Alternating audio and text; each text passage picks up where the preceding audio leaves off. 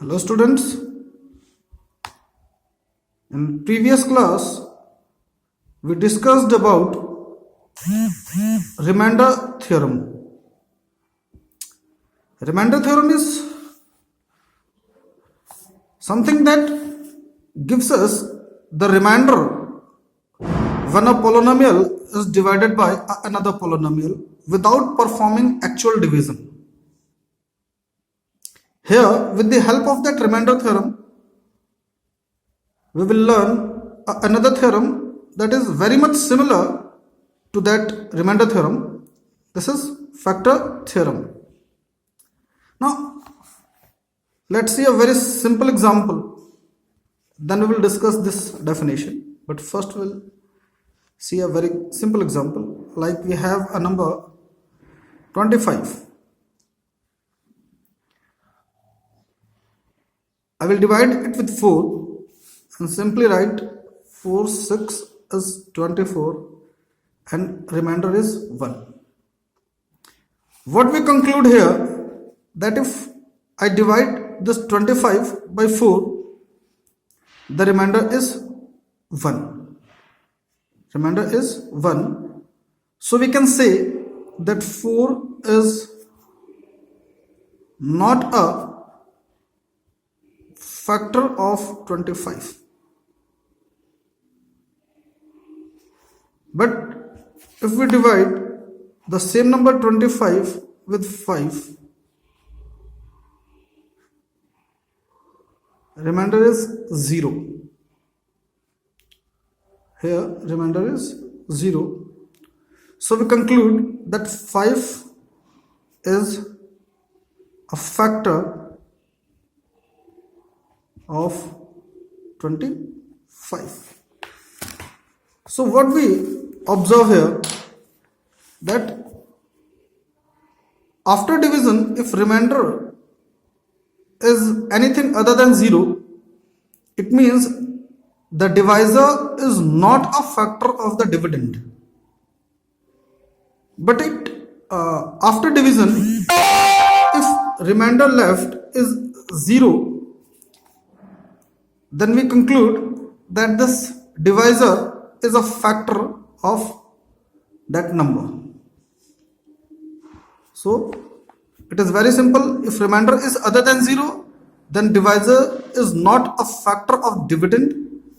But if remainder is 0, then this divisor is a factor of the dividend. Now what our factor theorem says, that if Px is a polynomial of degree 1 or more, then for any real number alpha, x minus alpha is a factor of Px. Then P alpha is 0. Student, just remember or recall that P alpha according to our remainder theorem is remainder. P alpha. In the last topic we had discussed that P alpha is remainder. And if remainder is 0, it means this term is a factor of Px.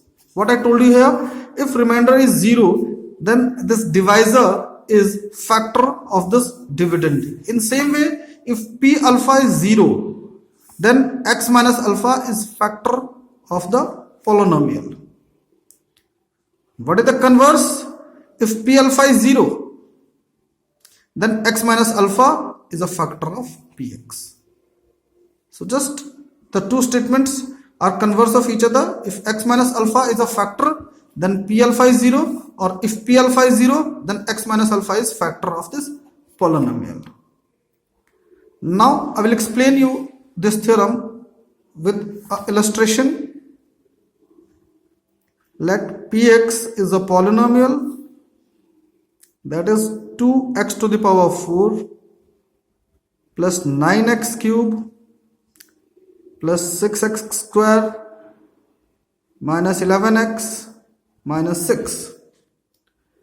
And if I divide this polynomial with gx, that is x minus 1,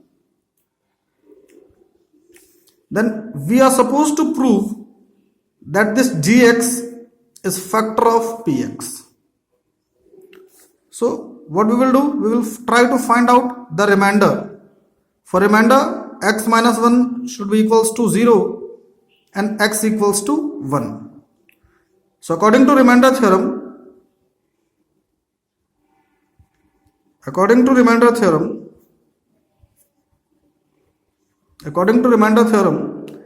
the remainder is p1, as the value of x is 1, so remainder is p1.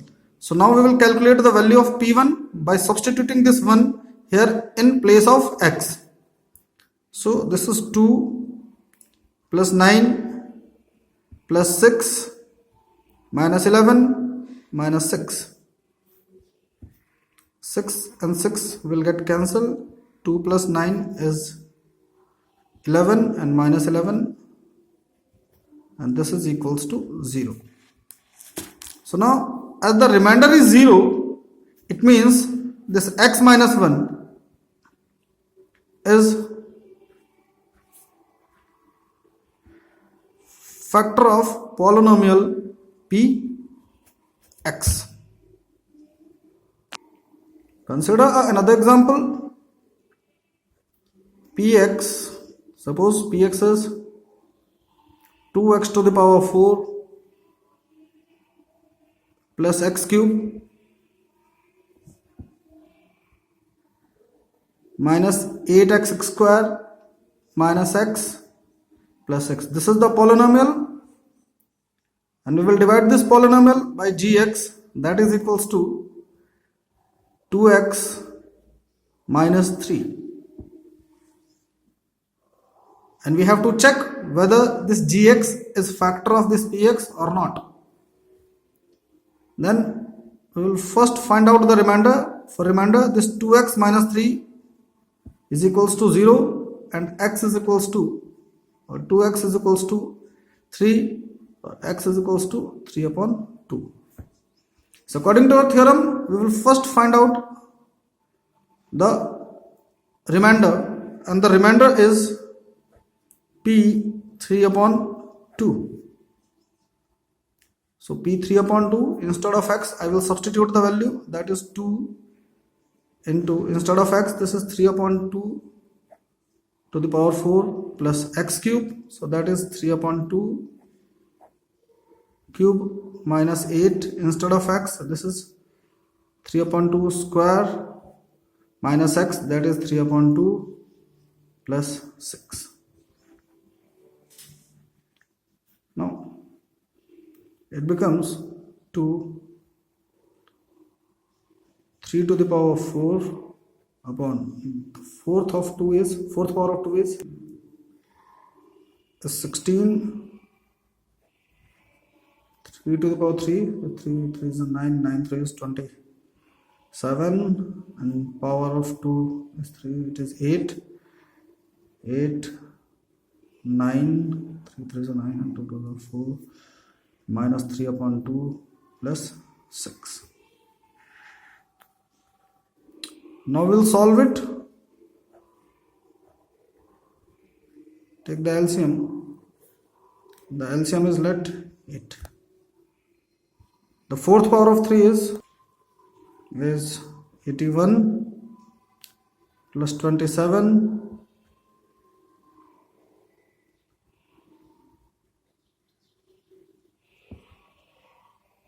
no, it is not 72 because we have 4. 8 divided by 4 into 72 into 2. Now 8 divided by 4, not 2, it's 4. 4 into 3 is minus 12, and 8 into 6, it's 48. Now we'll add all the positive terms together and all the negative terms together. 81 plus 27, that is 108, and 108 plus 48, that is 156. Now 72 into 2, that is 144, minus 12, that is again 156 upon 8 So we have 0. Now if remainder is 0, it means gx, that is 2x minus 3, is factor of px. So whenever this remainder, this is remainder, when remainder is 0, it means the function gx is factor of our polynomial px. Now we'll consider another example. Like if we have a polynomial, let px, that is equals to 2x to the power 3, 9x square plus x plus k, and we know that gx is x minus 1, and this is factor. It is given in the question that this gx is factor of px. So what we conclude, that if gx is factor of this px, it means x minus 1 is equals to 0 or x is equals to 1. So what we conclude, that p1 is equals to 0. This is what factor theorem is, that x minus 1 is equals to 0. So whatever the value we obtain for x, if we substitute here in x, that will be the remainder, and as this is the factor, then this remainder will be equals to 0. So now we will calculate the value of p1. It means the value of this polynomial at x equals to 1. So that is 2 plus 9. Instead of x, it is 1 plus k is equals to 0. So k is equals to 10 minus 12. So in this way we can find the value of unknown also, if this condition is provided that this gx is factor of px. If it is factor, then remainder will be equals to 0. I will provide you some questions basis on this topic, and you will solve in your notebook. And if you find any difficulty, you can contact me. My number is there on that WhatsApp group also. Thank you.